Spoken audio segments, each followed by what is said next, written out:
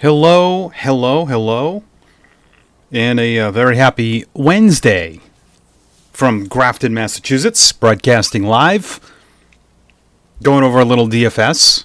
I had a good weekend in betting, too. I want to talk about that first. Hello. Okay? So, I think I mentioned this on another stream, and we'll get to my DraftKings. Just get some stuff set up for the coming week. I think I said this on another stream, and I did a video on this as well. I can put the link in the description.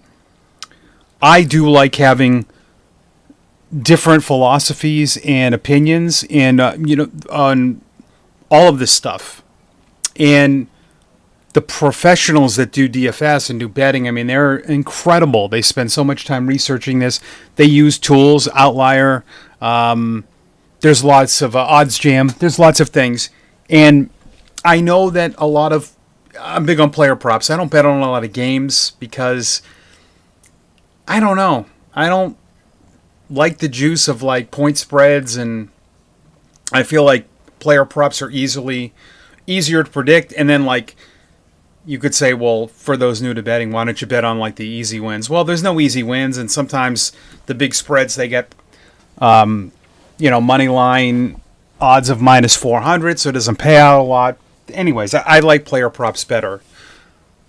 There's this thing that I hear a lot, that you got to stick with the data all the time. And I agree with that to some degree. But I think I found something, and I'm not by no means this is world renowned or breaking news or anything. But I think when you do daily fantasy sports, especially football, I noticed that the football daily has really helped me in season long. I'm killing it in season long because doing daily, you know so much about everything, all the matchups. I know that Carolina's 32nd against the rush. I know Tampa Bay is one of the worst pass defenses. You know things because you study these things over and over and over. And I think some of the people who bet don't always do that. And I don't agree that Vegas bakes everything into the lines all the time. Here's why.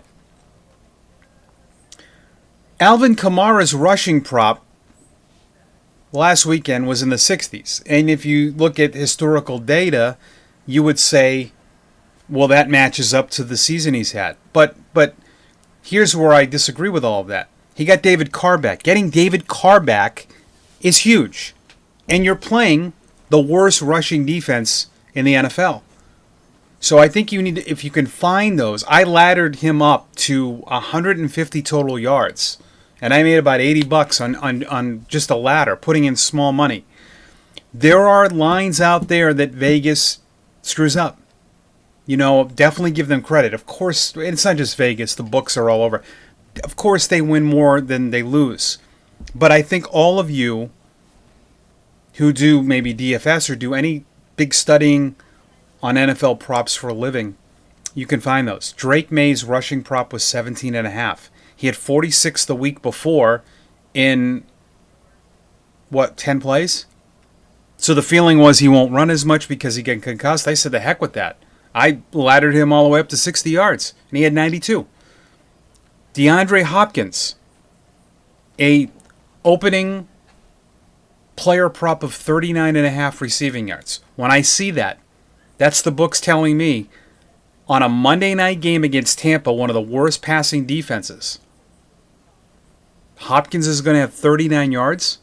My buddy took a 2-touchdown prop and won, plus 1,400. There are lines out there that are not up to date.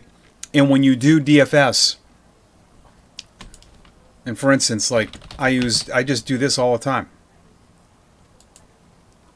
This is rushing yards per game defense. Look where Carolina is. That's an average. Alvin Kamara's prop was 66. I like those odds. Tyrone Tracy. Let's see if he has a... This is a good website. He might not have a betting prop up yet for rushing yards. 65. projection is 69. He's had, I mean, look at that. He had 145 at Pittsburgh. Do you think that 65 at best odds are at minus 114 on FanDuel? So after it's juiced, that's like a pick'em against a team like that. I know it's the Giants, but I'm taking that. I'm taking that all the way up to, what's his max? His max is, obviously 145. I like that. All right. Okay, let's stop the betting and get to DFS. Oh, boy. I thought it was going to be one of those weeks. High scores in DFS. Go to my winning sheet. I already got my matchups in. I'll show you what I do afterwards. But week 9, put in 170, 268 it cashed out. Biggest cash score of the week was also my best GPP score because I throw my cash lineup in a small GPP. But yeah, this was across the board. I mean, I cashed because of the 4 o'clock games, but I screwed up massively. I could have had 200 points easily. I think in some double ups I didn't cash, believe it or not, because the cash lines were so high. I think I missed a couple of. Maybe I did. Okay, I guess I didn't. I thought I did. All right, so yeah, this doesn't have all my. There we go. I guess I did cash in all my double ups. I thought I missed some. All right, let's take the biggest double up. Pays the top 2,000. I had 167. 158 was the cash line. My team. So I had no problem plugging in Mason Rudolph at 4,600 against the Patriots with some rushing upside. I love me some rushing upside. I mean, he smashed this. 2 touchdowns, 19 yards rushing. I'm going for about 2.5, 3 times on the salary, and that's pretty good. 1,850 at 4,600. Kamara was the easiest play of the day. I can't believe he was 60% owned. He should have been 90% owned. I get the salary's high. It's Carolina. He's going to be involved in both, and he was. 6 receptions, 60 yards, 155 rushing yards, gets the bonus. That was an easy play. It makes no sense to me. No sense on why he was 60% owned and Chase Brown was higher. And I know why. It's because of the cost. You play Chase Brown, it's easier. We'll go over some other lineups. So this was easy. Brown was easy with Moss out. Knew he'd be chalk, but the matchup, he's at home. I love home running backs. I broke that rule with Kamara, even though they lost, and he didn't score, but still smashed. Brown smashed. And then I was really not loving a lot of the third running backs, and I wonder, most people play 3 running backs. HEN was going to be popular too. I just, again, didn't want to have another road guy, but he paid off his 6,700 salary.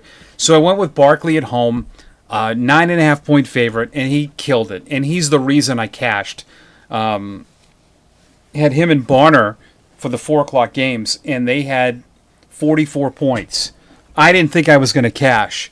I almost took out Barkley and Barner and went, what was I going to do? Like a Kyron Williams and a better, and I'm tight end. I'm so glad I didn't, because I would have got smoked.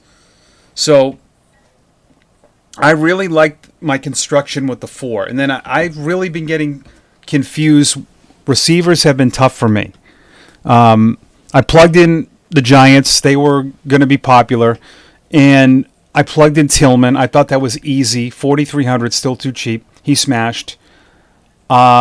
Then this is where it got confusing. Malik Neighbors, I went on targets, I love this right here. Targets per game, receivers. Look where Neighbors is. He had 11, but at the price, probably didn't have to play him. Could have gone with McConkey if I did that. Maybe I would have went higher a tight end. But anyways, it worked out. 9 catches, 59 yards, 14.9. Let's just call it 15 is not horrible. So he returned 2 times the salary. I like to get 2.5, so it's 7.5. And you can do this, guys. 2.5. Do you think he can get 19? So 19 points at 7,500 for a Giants team that doesn't score a lot could be tough. He scores. He hits that, but you're almost touchdown dependent. I didn't need to do that. London got hurt. He was high on. Let's look at some other cash games and see what they did. This was good, and I didn't think of this with Robinson being inactive and playing the Giants. Eckler at 5,300 almost returns 4 times the value. 41 receiving yards, 42 rushing. The touchdown helped, but still smashes on that. Kamara, Brown, and Eckler, and then he built it with Mooney, Ridley, and Tillman. I don't love those receivers. These are more GPP plays. They worked out, but Mooney might be different too, because he is getting a lot of targets. Look at that, 16 against Tampa Bay. Still kind of a fringe, more touchdown dependent, but at 6,000, this lineup worked. And he was able to get the Eagles defense. This is really good. Cash games, it doesn't matter who gets number one. But look at this lineup. This is pretty good. 223 with correlation with Smith and Jigba. That's called the skinny stack. He didn't return it with everyone. Had Kamara, Eckler, and Brown in there. Gesicki. A lot of people played 2 from the same team. I don't typically like to do that because if that doesn't work out, but I guess you could say, what are the odds that Cincinnati would not have a good game against the Raiders? Now, that's true. I think the probability of them going off in that game would be in the 60s. You could probably even say 70%. Raiders are not very good, but still, if so happens they don't, you end up having 2 duds. So I don't love to do that, but still it worked out. This is more of a GPP lineup. This is pretty good. These are probably winning tournaments. Myers, yeah. So that's that. My GPPs did not cash at all. I had a tough week with that. So back to the drawing board. I'm trying to think what. Obviously, I put this in a tournament, but the second best would be this lineup, and I correlated it wrong. I overthought this. I thought Bateman, 3 touchdowns, and of course, not one of the guys I picked scored. But if I would have I bet Lamar won this tournament. Oh no, Geno Smith with a correlated lineup. But if I had Flowers instead of Bateman, I could have manipulated some stuff around with Brown, HEN, and maybe gone lower with like Eckler to get up to Flowers. But Flowers probably should be in all your stacks with Jackson. This is a smaller tournament. I probably didn't need to go to Bateman. But if he would have scored 2 at that percentage, and if Andrews, I had good, look at this, 2.5, 1.7, 4.2, 5.5, 15%. My snowflakes were low ownership and didn't do well. Sutton was low ownership and he went off. That was my return guy. So that's that. Happy betting. A happy week of DFS, and we will talk to you soon. Thank you for watching.